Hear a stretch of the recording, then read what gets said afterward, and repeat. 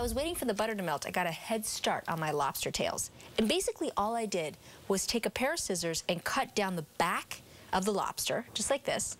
And then I take a metal skewer and I just run it down right the bottom side, just like that. That way, the lobster tails aren't going to curl up, so it's going to look really pretty. And basically, by taking the scissors and cutting down the back of the lobster, it makes it easier to eat later on. And when I brush it with the lemon butter, it kind of seeps into the lobster. All right, so I'm done with my lobsters. I'm going to wash my hands.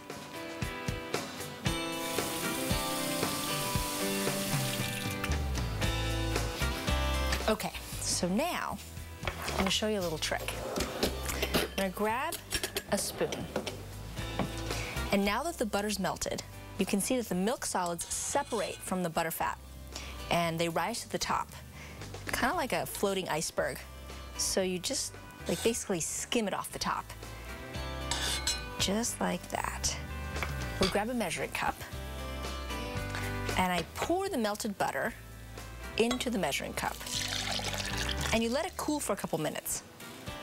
And then when it's cooled, you'll see that all the remaining milk solids will be at the bottom. So you just pour it and leave that in there. In the meantime, I'm gonna get my lemons. 3 lemons, and we're gonna zest 3 lemons because we're gonna really infuse the lemon into the butter. Grab a zester, and here we go. It kind of enhances the flavor of the lobster. Not traditional, but citrusy and bright and super yummy.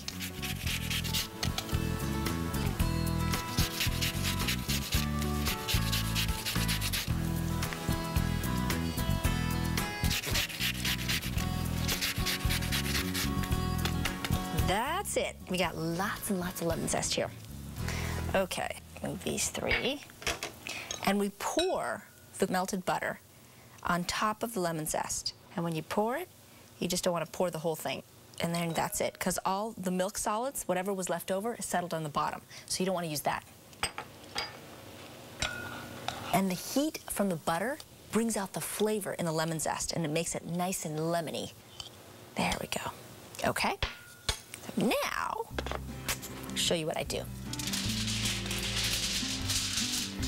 I take a lobster tail, put it down on the tin foil, and I pour some of the warm lemon butter right over the top.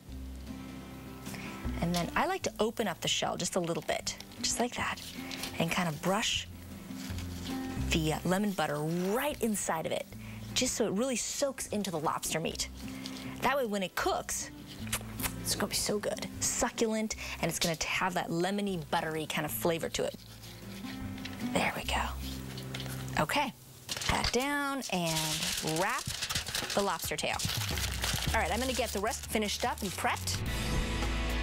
And then some packing tips to make this lobster bake elegant, easy, and fun.